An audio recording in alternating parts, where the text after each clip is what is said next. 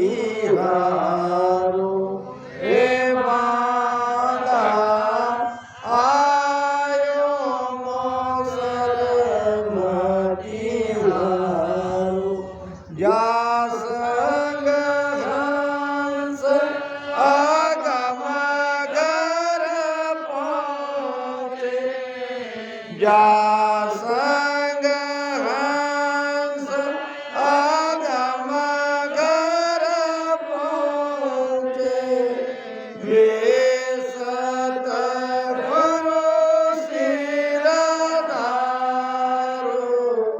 बांधा आयो मोसर तिहारो हे बांधा आयो मोसर तिहारो।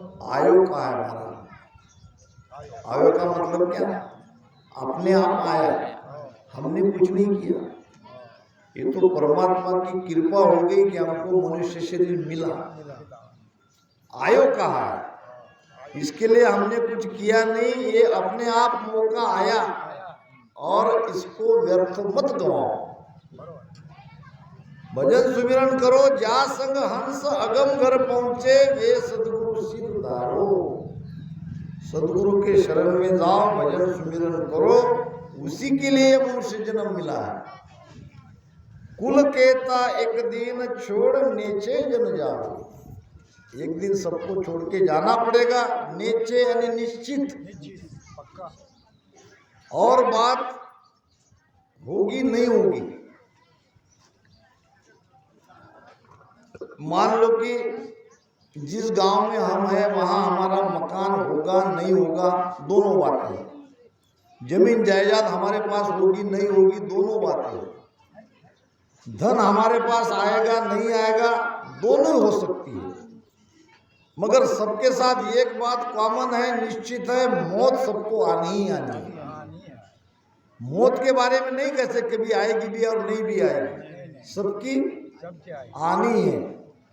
तो एक ना एक दिन संसार को छोड़ के जाना ही पड़ेगा। कहते हैं कि मरने के बाद रोने वाले को बुलाना नहीं पड़ता, वो आ ही जाते हैं। इधर उधर के फिर धीरे धीरे सब वार्ता फैलती है और हमारी माता बहनें आई जाती है, बैठती है, और वो भी बेचारी अपनी आंसू। तो रोने वाले की चिंता करने की आवश्यकता नहीं, रोने वाले आ ही जाते हैं। अब रोने वाले आ ही जाते तो उठाने वाले आ ही जाते हैं। अब चला गया, जाना पड़ेगा, स्मशान तक पहुंचाना पड़ेगा। तो इधर से 2, उधर से 4, उधर से 5 ऐसे लोग आ ही जाते हैं। बुलाने की जरूरत नहीं है, आमंत्रण करने की जरूरत। सामग्री लकड़ियां आ ही जाती है, दूसरे भी लोग आके काम कर ही जाते हैं। तो इसको किसी को बुलाने की जरूरत नहीं पड़ती। अपने कफन के कपड़े, नए कपड़े कोई न कोई लेके आ ही जाता है। अच्छा, फूलों की माला बहुत आती है। राम राम। फूलों की माला हमारे यादव साहब हर सत्संग में फूलों की माला लाती है। तो फूलों की माला वाले अपनी तैयारी में रहती है। चलो, बाजा बजाने वाले वो भी आ जाते हैं। एक बार हमारा प्राण इस शरीर से निकल गया तो बाकी सारी सामग्री अपने आप आ जाती है। केवल हमारी मरने का समय है। एक बार मर गए, ये सारी चीजें, कितना सत्य है। मृत्यु के जैसा सत्य संसार में और कोई है ही नहीं। तो मृत्यु से डरो। डरने का मतलब क्या कि राम राम भजन सुमिरन करो। एक दिन हमको जाना है, ये मान के। अब हम तो श्रद्धांजलि देते हैं, उनके बारे में महिमा करते हैं, और ये भूल जाते हैं कि ये कल हम भी हमारा होने वाला है। दूसरे की मृत्यु में हमारी मृत्यु छिपी है। दूसरा कोई मरे तो जाग जाना चाहिए कि ये हमारा भी हो सकता है, ऐसा ही हमारा होगा। तो बचा खुचा सारा काम निपटा लेना चाहिए और ज़्यादा से ज़्यादा भजन सुमिरन में लगना चाहिए।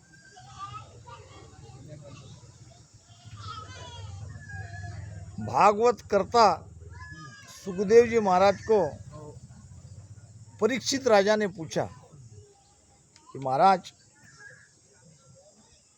मृत्यु के समय मनुष्य का क्या कर्तव्य होना चाहिए? मृत्यु के समय तो सुखदेव जी महाराज ने कहा, राजा परीक्षित, आपने अच्छा सवाल पूछा। मृत्यु तो अटल है और सबको जाना ही है,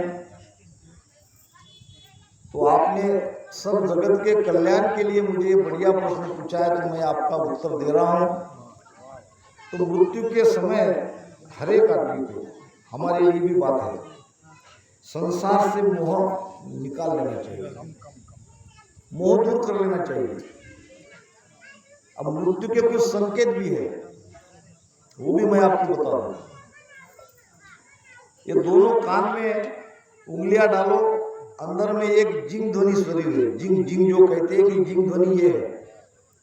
दोनों कान में उंगलियां डालो, आपकी ध्वनि आपको सुनाई दे रही है सबको। अगर मान लो ये ध्वनि किस कारण आप सुन नहीं पा रहे हो, तो आप ज्यादा से ज्यादा 1 महीने के अंदर इस संसार से चले जाओगे। अगर आपकी ये ईड़ा और पिंगड़ा चलती है, कभी ईड़ा चलती है कभी पिंगड़ा चलती है, एकाएक दोनों स्वर अगर आपके चल रहे हैं, तो आप 1 महीने के अंदर संसार से चले जाओगे, किसी को पूछने की जरूरत नहीं है। और भी कई संकेत हैं मृत्यु के, तो इस पर से समझ में आता है। तो राजा परीक्षित ने कहा, महाराज बताओ, जब मृत्यु मनुष्य की आने वाली है तो उसका कर्तव्य क्या? तो सुखदेव जी महाराज ने कहा कि सब तरह से मोह को छोड़ो। वैसे भी थोड़ी देर में तो छूटने वाला है, अभी से सबसे मोह हटा के एकांत में जाके घर के एक कोने में परमात्मा के सुमिरन में लग जाओ। और रामस्नेह के लिए कह रहा हूं, संत मोहनदास जी महाराज ने जो कहा वो मैं आपको कह रहा हूं कि ये शरीर के ऊपर में सुरती रखो। जब आपकी मृत्यु आ रही है, शक्य तो अपना प्राण 9 द्वार से नहीं निकलना चाहिए, शरीर के ऊपर सुरती रखो और प्राण छोड़ दो। स्वेच्छा से बिल्कुल बढ़िया तरीके से भजन में मरो। रोते भी मरे तो मरे हुए, यानी हमारे मराठी में कहते ना, वाघ मटली तरी खाते, वाघोबा मटली तरी खाते। तो मरना तो है, तो बढ़िया तरीके से मरो, भजन में बैठो, ऊपर सुरती लगा दो और बिल्कुल कहीं से भी मन को इधर उधर से भटकने मत दो, ऊपर लगा दो, शरीर छोड़ दो। तो परीक्षित राजा ने कहा, इस प्रकार भजन सुमिरन में आप प्राण को त्याग दो और यही सबसे बढ़िया मृत्यु है। फिर राजा परीक्षित ने कहा कि कुछ ज्ञानी तो समझ लेंगे कि हमारी मौत कब आ रही है, मगर सब थोड़ी समझेंगे। तो सबके लिए ये बताओ कि हमें हमारा मृत्यु का समय कब आएगा, ये कैसे पता चले? तो राजा परीक्षित को सुखदेव जी महाराज ने कहा, वो कभी भी आ सकती है, समय नहीं उनका। हर समय चेक रहो, हर समय चेक रहो। जब से आप इस बात को जान ले, उस से सावध हो जाओ, मौत कभी भी आ सकती है। ज्यादा से ज्यादा समय भजन सुमिरन में लगाओ। तो महाराज कहते हैं, कुल केता एक दिन छोड़ नीचे जल जावे, के सुत बीत कामन झूठ ताय से क्या हित कीजे। हित नाम प्रीत, किससे प्रीति करते हैं हम? सूत से। सूत नाम पुत्र, वित्त नाम पैसा, लक्ष्मी, और कामन स्त्री, स्त्री, बेटा और पैसा, 3 में ही ज्यादा मोह है, सबका मोह। और महाराज कहते क्या है? सुत बीत से धरी हरियारे लारे उठ के लो जाय राम राम उठ के लो जाय किया कर्म चलेगा साथे किया कर्म चलेगा साथे धकावत विद खाय धकावत विद खाय प्राणियारे समझर शिवरो राम प्राणियारे समझर शिवरो राम देख विचार समझ कर दिल में देख विचार समझ कर दिल में हरि बिन झूठा का हरि बिन झूठा काम प्राणियारे समझर सिमरो राम प्राणियारे समझर सिमरो राम।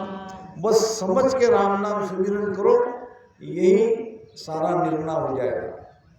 समझ नहीं रहे, कड़ते पण बढ़त नहीं, समझ तो रहे ये सब जाने वाला है, मगर फिर भी वहीं जाके बार बार गिर रहे हैं।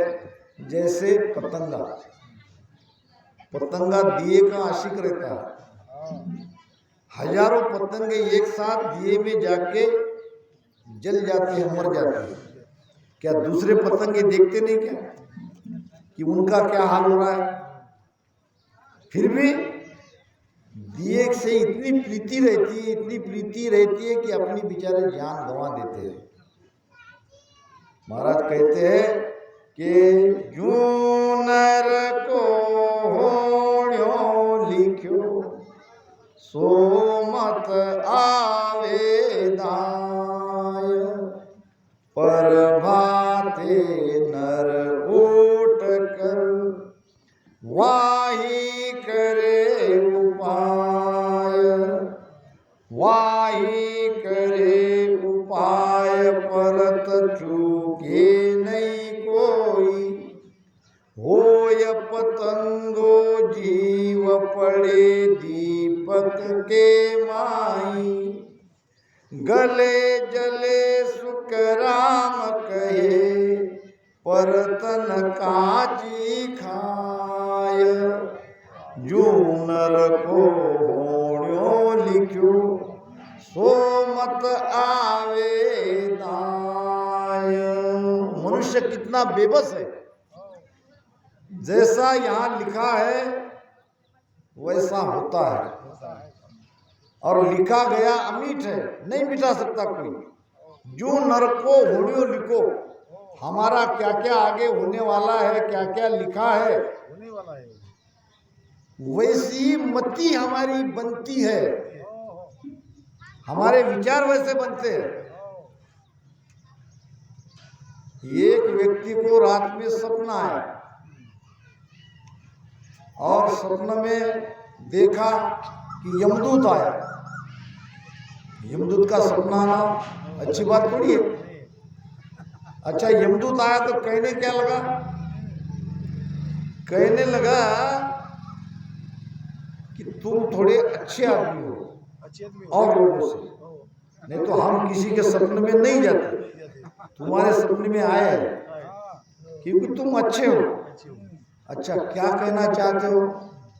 कल दोपहर 12 बजे तुम तैयारी करके रखना, तुम्हें मैं लेने के लिए आने वाला हूं।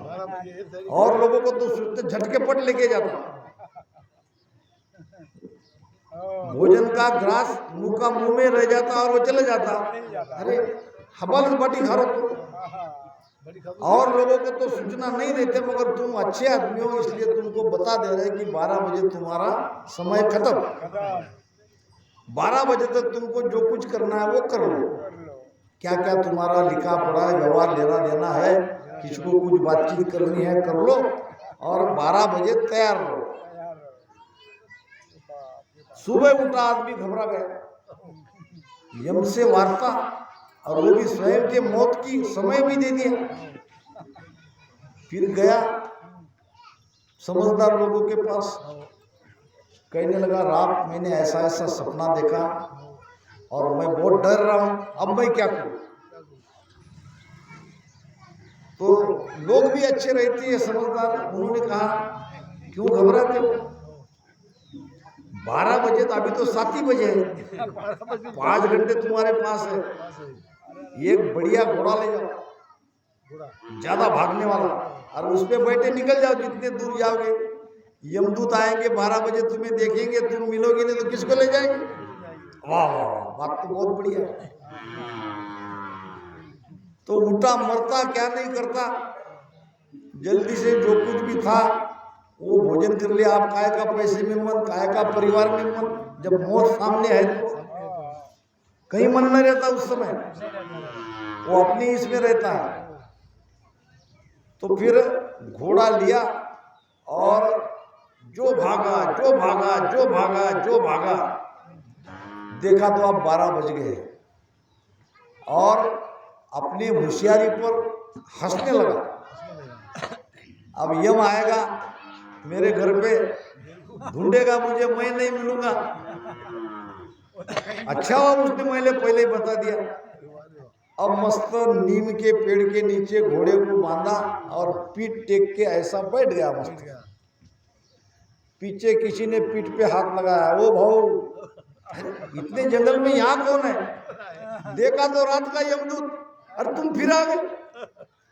अरे भाई तुम समझे नहीं, हम कैसे पहले किसी को बताते नहीं एडवांस में किसकी मौत कब होने वाली है, मगर तुमको इसलिए बताया कि तुम्हारी मौत यहाँ लिखी थी, अब तुमको यहाँ तक लाना था, इसलिए मैंने ही तुमको पहले रात में सपनों में आके सूचना दे दी, और तुमने ठीक हमारे जैसा हमने चाहा वैसा तुमने किया, और बढ़िया घोड़ा लाके तुम भागे भागे यहाँ आ गए। अब चलो, तुम्हारी मौत इसी जगह लगी थी, इस जगह तुमको घर से लाना था, इसलिए मैंने रात में तुमको एडवांस में बोल दिया।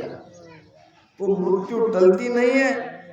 सुतबित सेंग दरिया रे लारे, ऊट अकेलो जाए, क्या जाएगा साथ में, किया कर्म, किया कर्म चलेगा साथे, और कर्म के कारण धक्का बहुत विध खाए। तो सोचो विचार करो कि सुत बीत कामन झूठ, ताय से क्या हित कीजे। झूठे से कैसी प्रीति करने लायक संसार में 2 ही लोग हैं, प्रेम करने लायक 2 ही है। कौन? एक सदगुरु, दूसरा परमात्मा, क्योंकि दोनों सत्य है, दोनों सच्चे हैं। अब ये तो घर परिवार में ये तो आना जाना लगा ही रहता है, ये सब कर्म का लेना देना मिटाने के लिए एक परिवार में हम आए, तो इनसे क्या प्रीति करते हो, एक दिन इसको छोड़ के जाना ही पड़ेगा। 10 दिन पीछे जाय, ताई से फेली दीजे। 10 दिन बाद तो सबको छोड़ को जाना ही पड़ेगा, तो उसके पहले ही मर जाओ, उसके पहले ही छोड़ दो, उसके पहले ही जाग जाओ, उसके पहले ही समझ जाओ। इसीलिए महाराज कहते हैं साधामती मेरो जन्म गमाओ, संतो मती मेरो जन्म गमाओ।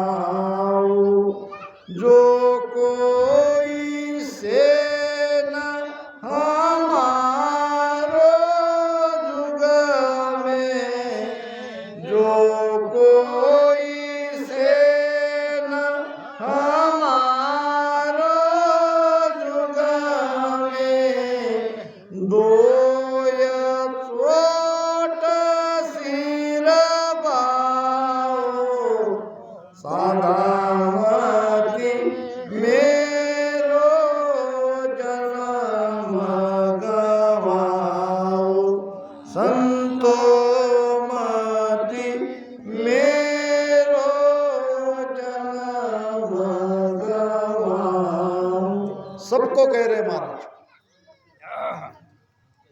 कि अगर साधु हो, भजन करने वाले हो, तो अब मैंने जो यहाँ मृत्युलोक में मनुष्य शरीर धारण करके आपके लिए आया हूँ, तो मेरे इस जन्म को व्यर्थ मत गवाओ। मैंने जो ज्ञान दिया है उसको धारण करो। अगर मैं जो कह रहा हूँ वो अगर करते नहीं हो तो मेरा आना तो बेकार हो गया। साधामति मेरो जन्म गवाओ। अगर हम भजन सुमिरन नहीं करेंगे तो महाराज ने जो मनुष्य शरीर में आके 18-18 साल तक भजन सुमिरन किया, निस्दिन जोर भजन हम किया, बरस 18 ताई रे, पान पत्थर पर आसन मेरा, ऋण नींद नहीं लीवी बे। किसके लिए? वो तो अमर लोक से आए थे, क्या वो स्वयं अपने लिए सारा कष्ट उन्होंने लिया क्या? हमारे लिए। उनको ये रीत हमको बतानी थी। अगर वो भजन नहीं करते तो हम भी भजन नहीं करते, नहीं करने वाले थे हम भी। उन्होंने भजन किया इसलिए हम भजन कर रहे हैं। तो इसमें ही आपको अगर सचमुच महाराज का जन्म लेने का जो कारण है, वो कारण यही है कि तुम 84 से बाहर निकलो। अगर तुम 84 से बाहर नहीं निकलोगे तो मेरा आना बेकार होगा। साधा मत मेरो जन्म गवाओ, जो कोई सेण नाम सगा हितैषी, अगर स्वयं के हित करने वाले हो तो 2 चोट सिर बाओ। अब सिर बाओ का क्या मतलब है? 2 चोट सिर बाओ, ये भेद की बात है।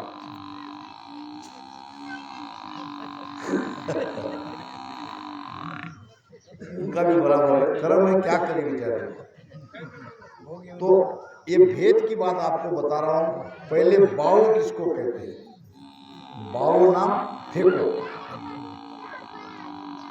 ऐसे पत्थर बाओ, यानी पत्थर मारवाड़ी में फेंको को बाओ कहते हैं। अब 2 चोट से जो कुछ निकलेगा उसको सिर के तरफ पहुंचाओ, फेंको। अब 2 चोट क्या? ये सांस और उसास की ये 2 चोट है। अब 2 चोट में सांस उसास में हम भजन कर रहे हैं, और सांस उसास में भजन कर पे ये वायु यहाँ पे अमौ होता है, पेट नाभि में पेट पूरा भर जाता है, तो वो कहाँ जाएगा? वो नीचे प्रेस होगा। और ये कहाँ जाएगा? रीढ़ की हड्डी से 10वें द्वार तक। अगर सचमुच महाराज का इस मृत्युलोक में आना अगर सचमुच लाभप्रद है और उसका सच्चा लाभ हमको लेना है, तो 2 चोट से अपने सिर की तरफ इस पवन को फेंको। बाओ, 2 चोट सिर बाओ। अब कैसे फेंकते हैं? वो ऐसे फेंकते हैं कि ये रीढ़ की हड्डी के अंदर में एक सुषुम्ना नाड़ी है जो 10वें द्वार तक जाती है। ये आखिरी छोर है जहां हमारा मस्तक नरम है, वो है 10वें द्वार। और ये है अंदर से बंद।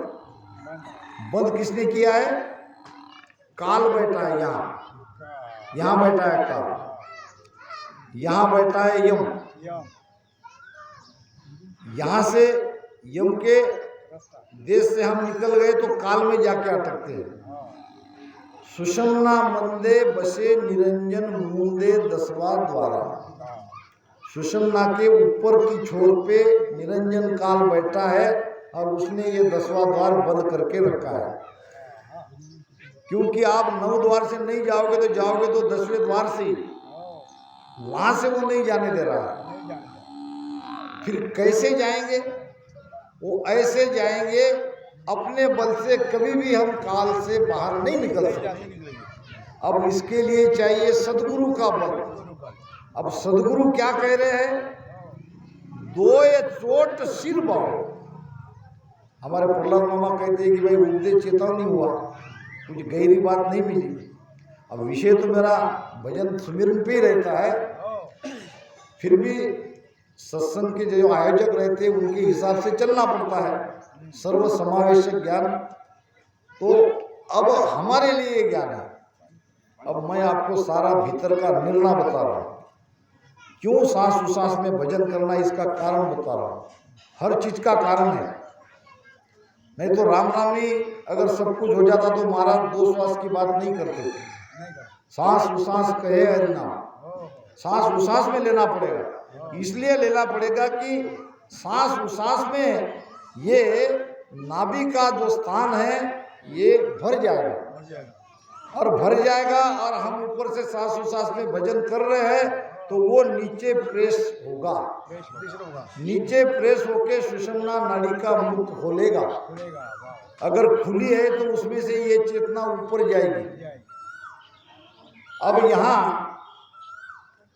शरीर में ऐसी 6 जगह है, वैसे तो 7 है, मगर 6 को हम जाने, 7वीं को आगे देखेंगे कि जहां जहां शरीर में गड्ढा है, ये यहाँ है, पहले दिख रहा है, यहाँ है, दोनों छाती के बीच में गड्ढा है, नीचे नाभि में है 3 हो गए, और ब्रह्म स्थान के ऊपर गड्ढा है, वहां ऐसे तुम उंगली रखो आपको वहां गड्ढा मिलेगा, और गुदा तो गुड्ढा है ही है, और यहाँ है अंदर जगह धसी हुई। तो ये क्या संकेत है? ये रीढ़ की हड्डी में इनके सामने हमारी आत्म शक्ति बंदिस्त है। कहाँ है आत्मा? महाराज ने कहा भी है, मगर हम शब्द का अर्थ नहीं समझते, और जब कोई कहता है तो आपको नया लगता है कि अरद उरद के बीच में बसे सिखावण हार, सो सतगुरु सुख राम के निरखो उन्मनी धार। कहाँ बैठा है वो? अरद और गुरुद के बीच में। अरद है नीचे और गुरुद है ऊपर, नीचे से ऊपर। अब ये तो छोड़ी दो, अब यहाँ से आ गए अपन राम राम करते करते करते हमारी ध्यान की अगर वास्तविक प्रारंभ कहीं से होता है तो वो गुदा से होता है। यूं ही गणपति को पहला मान नहीं दिया है, कारण है उसका। यहाँ सारे देवी देवता को हम उनके देखरेख में जा रहे हैं। अगर वो चाहे तो हमारा गला यहीं दबा दे, क्या नहीं उनके पास? ब्रह्मा विष्णु महेश के पास बहुत बड़ी ताकत है। वो त्रिलोक के 3 बड़े देवता है, उनके अस्तित्व को मानना ही पड़ेगा। वो चाहे तो हमारा गला यहीं दबा दे, कंठ स्थान पे राम राम कर रहे हो, मगर वो नहीं कर सकते। क्यों नहीं कर सकते? जिनकी भक्ति वो कर रहे हैं उनकी भक्ति भी हम कर रहे हैं। अगर ये राम शब्द हम रटन नहीं करते तो वो कभी जाने नहीं देंगे। राम राम के साथ हम आगे जा रहे हैं, और भगवान शिव जी का प्रिय नाम तो राम है ही, और महाराज ने गुरु महिमा भी लिखा है। हम ज्यादा उस पर तरफ ध्यान नहीं देते, और मैं आपको बार बार वो याद दिलाना चाहता हूँ कि केवल गाओ मत, उसके मर्म को समझो, वो शब्द के अर्थ को जानो और वो भीतर उतारो कि ब्रह्मा विष्णु महेश है, शक्ति धर्म परमान, जन सुखिया देखत रहे, हंस पहुँच निर अब बताओ इसका अर्थ। महाराज के तो वचनों को मानो।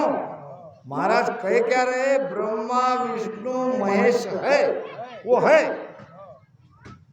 और शक्ति धर्म प्रमाण, ये प्रमाणित बात है कि ब्रह्मा विष्णु महेश शक्ति है, उनका अस्तित्व है, उनके पास पावर है। अभी हम 3 लोक में है, 3 लोक के अंदर हमारा वो कुछ भी कर सकते हैं बड़ा बुरा, क्योंकि वो पावरफुल है, मगर कर नहीं रहे। क्यों नहीं कर रहे?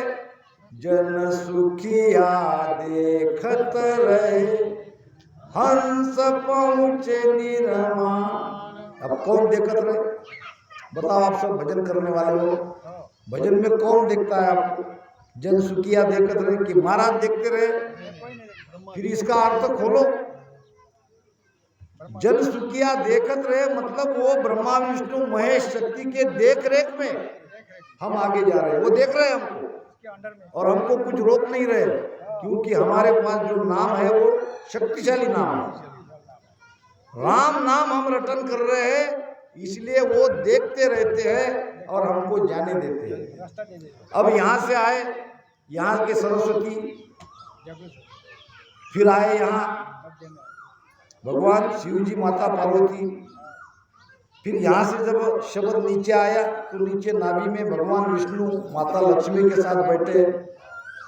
ये सबने हमको देखा और हमको जाने दिया और उनकी देखरेख में हम आगे आए। फिर नाभि को पार किया, फिर आए ब्रह्म स्थान पे, वहाँ ब्रह्मा जी बैठे और ब्रह्मा जी को पार किया तो 3 लोगों ने तो हमको जाने ही दिया। आगे बढ़ गए कि नहीं हम? और पंक्ति में इसी के मंत्र है। ये 3 देवता को वशिष्ठ करने के लिए मंत्र देते हैं। उनका कहना है कि भाई ये मंत्र जब तक नहीं रटोगे ये 3 देवता आपको जाने ही नहीं देंगे। और हमारे पास सर्वसामान्य शक्तिशाली मंत्र है राम, और राम नाम से हमको वो जाने दे रहे हैं। फिर आगे नीचे बैठा है गणेश भगवान। अब हमारी हिंदू धर्म की धारणा क्या है? गणेश जी की पूजा प्रथम है। तो यहाँ भी दयाराम जी महाराज बताते हैं, किसी ने सुना होगा प्रवचन उनका, मैं संतों की बात ही आपको सुना रहा हूँ। एक गणेश भगवान को नमन करके ही हम पीछम के रास्ते से जा रहे हैं। हमारा रास्ता ये है, पीछम का ही हमारा रास्ता है। फिर गणेश भगवान को हमने वंदन किया और फिर गणेश भगवान ने भी हमको आज्ञा दे दी कि भाई जाओ भैया। महाराज ने कहा भी है